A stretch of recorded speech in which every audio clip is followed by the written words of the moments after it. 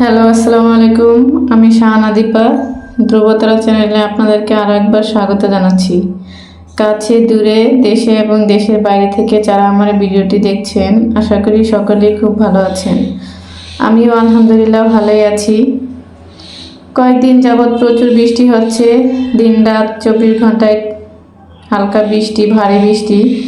তো বৃষ্টির দিনে আর কি সকালে তেমন একটা বারান্দায় আসা হয় না। তো আজকে সকালে এসে দেখি আমার বারান্দার রজনীগন্ধা গাছে ফুলটা খুব সুন্দরভাবে ফুটেছে। রাত্রে প্রচুর স্মেল আসছিল, তাই সকালে দেখতে চলে আসলাম।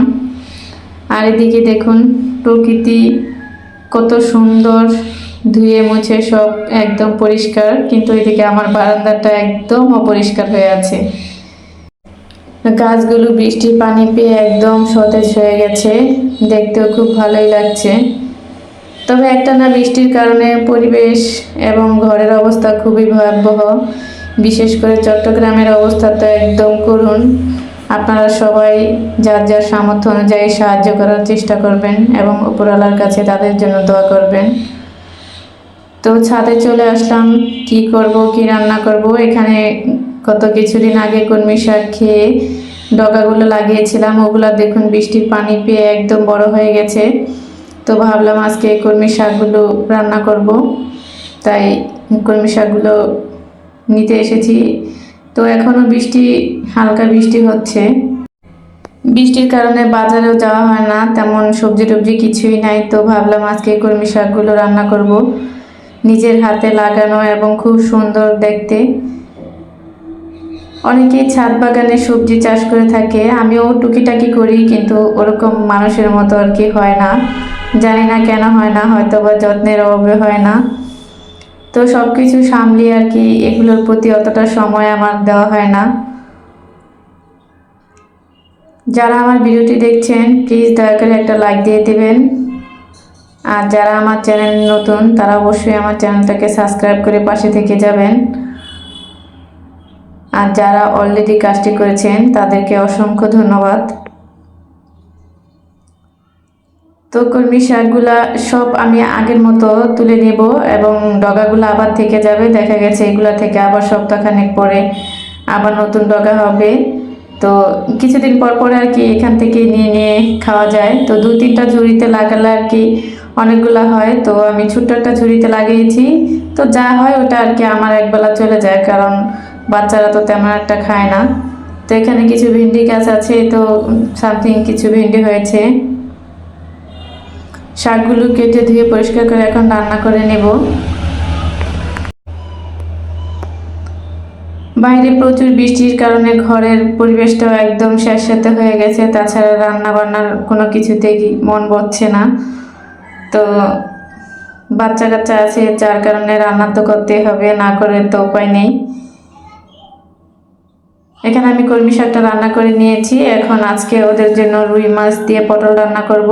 এই তো দেখুন কতটুকু হয়েছে, এতটুকুতে আমার একবেলা চলে যাবে আর কি।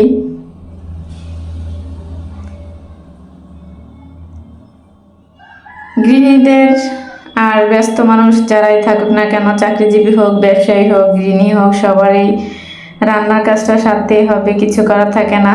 তো যেহেতু আমি একা থাকি বাচ্চাদের নিয়ে, এই কারণে আর কি আমার অতটা প্যারা থাকে না, যে কোনো একটা আইটেম রান্না করে দিলেই হয়ে যায়। বৃষ্টির দিনে আর কি ঘরে বসে বসে কারোরই ভালো লাগে না। তো অনেকে অনেক কিছু প্ল্যান করে, অনেক কাজকর্ম করে। যাই হোক, আমার তেমন একটা কাজকর্ম ছিল না, যার কারণে ব্যস্ত দিনটা আর কি আজকে একটু অবসর সময় কাটাচ্ছি। ভাবছিলাম বাজারে যাব, কিন্তু সকালে প্রচুর বৃষ্টি হয়েছে, যার কারণে বাজারে যাওয়াটাও বন্ধ হয়ে গেছে। তো জানি না এই বৃষ্টি আর কতদিন থাকে। তবে আমাদের বাংলাদেশে আর কি বৃষ্টিটা, বিশেষ করে চট্টগ্রামে একদম ভয়াবহ অবস্থা। তো চট্টগ্রামের প্রায় অঞ্চলগুলাই পানির নিচে।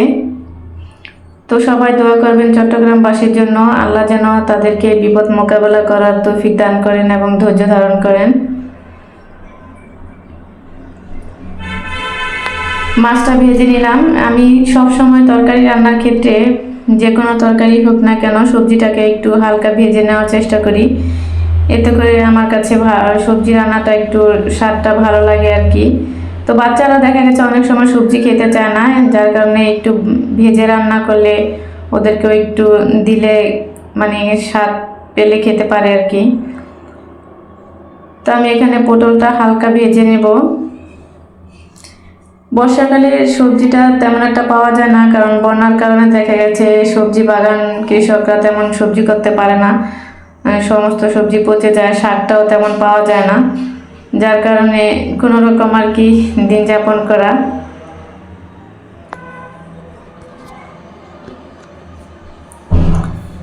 তো কথা বলতে বলতে আপনাদের সাথে আমার পটলটা প্রায় ভাজা হয়ে গেছে।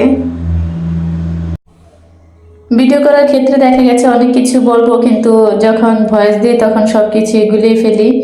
তো আমরা যেহেতু ব্লগ ভিডিও করি এ কারণে আর কি দেখা গেছে কি রান্না বান্না তো প্রত্যেকটা ভিডিওতে কম বেশি থাকে।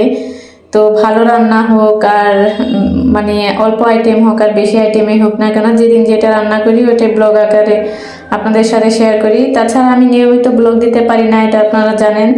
দেখা গেছে নানান ব্যস্ততার কারণে আমার তেমন ভিডিও করা হয় না, আবার ভিডিও করলে ভিডিও এডিট করা, ভয়েস দেওয়া এগুলো করতে অনেক সময় লাগে, যার কারণে আমি নিয়মিত এখানে আসতে পারি না।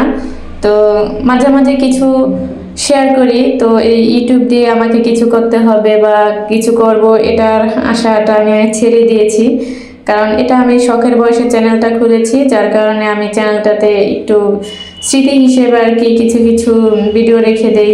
আমার বাচ্চাদেরকে রাখি, যেমন ওদের শৈশবটা, তারপরে আমার এই একাকিত্ব জীবনের কিছু কিছু মুহূর্ত, তারপরে আমার কর্মব্যস্তময় জীবন, সব কিছু মিলিয়ে টুকিটাকি ভিডিও করে আর কি এখানে স্মৃতি হিসেবেই রাখা। তো দেখা গেছে কি আজকের যে দিনগুলো এগুলো হয়তো বা 5 বছর পরে বা 10 বছর পরে আমাদের কাছে একটা হাস্যকর স্মৃতি হয়ে থাকবে বা একটা স্মরণীয় দিন হয়ে থাকবে, যার কারণে আমার এই চ্যানেলে আর কি আপলোড করা। তো আমি নিয়মিত আসতে পারি না, এই কারণে অনেকেই হয়তো আমার ভিডিও তেমন একটা দেখে না। মাঝে মাঝে দেখা গেছে যে আমার ভিডিওগুলোতে ভিউ যতটুকু আসে, লাইক কমেন্ট তো তেমন আসেই না।